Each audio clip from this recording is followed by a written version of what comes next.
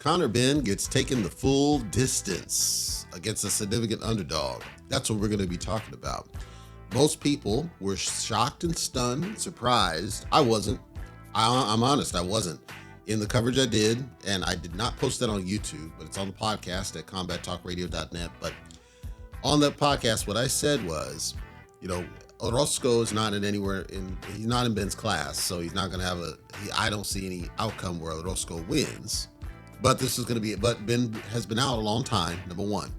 Benn's mind's been on Eubank Jr. for whatever reason, number two. The lawsuit, number three. So if there was ever a time when there was going to be some vulnerability, it was going to be this fight because Benn's been out for so long. But to see what we saw, I think people online, especially NSB and other places, but people online are not understanding what they saw.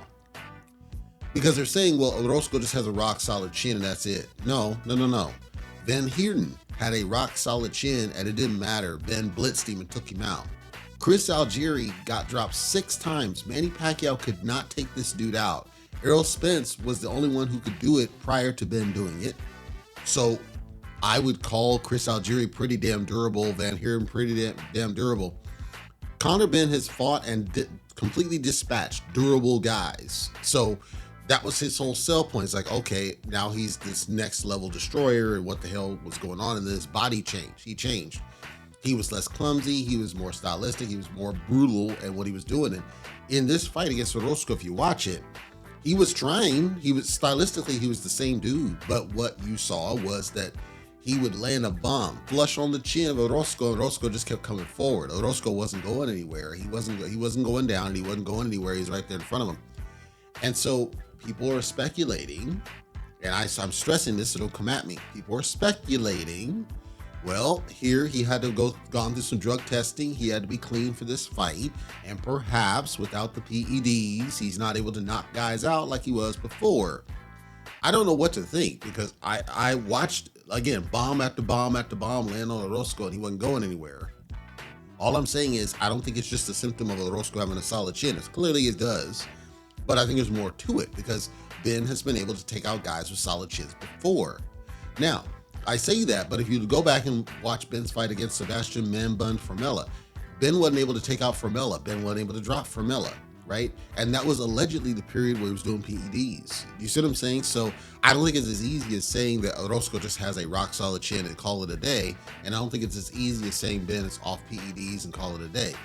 What I suspect happened here is Orozco prepared to take punches. What some don't understand in the fight game, certain guys train to take punches. They train for it. They train to take a shot, and they train to be able to take it on certain parts of the body. Somebody's going to attack my body because I'm weak, like Keith, Once Upon a Time Thurman. I'm pretty sure when he fought Mario Barros, he prepared to take some body assault because we all know he's weak to the body. Errol Spence, it seemed like he trained to take punches upstairs from Sean Porter because he was taking bombs upstairs from Sean Porter and eating them like candy. And I guess he did not prepare for the same onslaught from Terrence Crawford, but also he was certainly clearly weak in that one. My guess is Orozco prepared and they trained to take Conor Benn's punches. It's like, you're going to get hit. You're not going to be able to defend. He's too damn fast. You're going to get hit. So let's train and be prepared and watch out for those punches. They probably study some tape, look for the different angles, look for the different shots that Conor Benn tends to throw, because he does have a predictability in the shots he tends to throw and where. Let's look for that, and then let's prepare for it. Let's train for it and say, we're gonna take the shots, but just keep going forward and basically try to bully him. And it didn't work. It went the full distance. I think Orozco tried as hard as he could. As I said, though, he wasn't anywhere near the class of anybody Benn had fought that far. And so I didn't see any other outcome other than him losing, but kudos to him for staying the course, taking Conor Benn the full distance. My point only, I don't see this narrative that Conor Benn, just because he's off, PEDs, allegedly, right? Or just because Orozco has an iron chin. I don't think that's what we saw. I think what we saw was a fighter he was well trained to take punches. He was trained to eat shots. Now that's not good, as I've talked about with Boots, right? Him just taking punches on the chin instead of, figuring out how to have some head movement. It's hit and not get hit, right? So I'm not praising that strategy. However, it seemed to be the best that he could do because it felt like speed wise he wasn't going to do anything. He was not going to be faster than Conor Benn. He was not going to be able to evade those punches. His defensive brilliance certainly wasn't there. He just seemed to be an offensive kind of guy. I would be interested to see Orozco fight Man Bun Formella if Man Bun Formella's still in the game. I'd be interested to see that fight, see who, because Formella throws. He comes at you and he throws. So I'd be interested to see that fight. So I think Orozco, he's on the tail end of his career. But if he stays in the game, I think there's a couple of other tests where he can test other fighters, and I think he's a good candidate for that. As far as Conor Benn, this performance, I don't think sells a Eubank Jr. fight at all because he was not that guy that he was when he was sparking guys out, like a Van Heerden's of the world. However, Chris Eubank, he's going to come out and he's going to say that fight can happen. And so then it'll probably get signed and they'll try to move forward with it. And then some other drug test failure will come out and it'll be right back where it started, or they'll move forward and it'll happen. I don't know exactly what's going to happen here, but if you're excited for Chris Eubank versus Conor Benn, kudos to it. Just for me, I don't know what to think about the whole PED situation. I mean, physically, Conor Benn did look like he was less ripped, certainly less ripped. I didn't see a loss of muscle mass, but he seemed like he was less ripped overall. That's not a down or a bad thing. Just he didn't seem nearly as cut as he was. So maybe the layoff really affected him. And this is a good get back. And I think he performed well as a get back fight. I don't think he looked terrible. He looked, but people online like NSB and other places were criticizing, okay, he looks like crap. I didn't see he looked like crap. He looked like he did before, just rusty, as you would expect off an 18 whatever month layoff. He looked normal. I think he needs another fight to get back in the groove. So whether he gets that fight, I don't know. He's got to stay busy now because if he's at the early points of his career.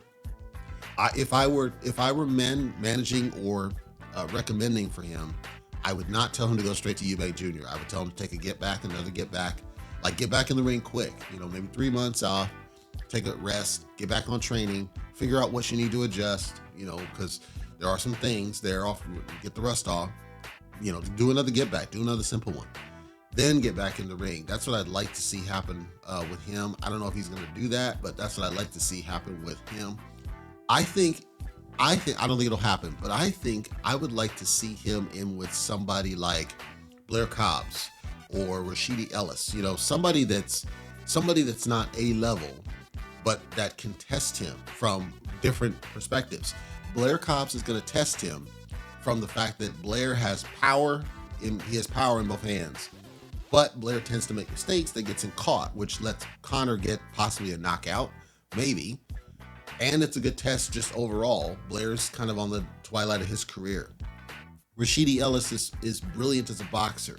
So that will test whether Conor Benn actually is, from a skill perspective, he's got the ring IQ to deal with somebody like Rashidi Ellis. Can he knock out Rashidi Ellis? That would be a huge statement to be made. I don't know. I would like to see some fights for him. Again, I have not been a fan of Conor Benn, having been a great fan of his father. I've not been a fan of Conor Benn thus far because I felt like, how are you able to just destroy Chris Algieri and destroy Van Heerden, but yet you're going the full distance with Man Bun Formella? Those are questions I think we need to answer, and time will tell where we go from here with him.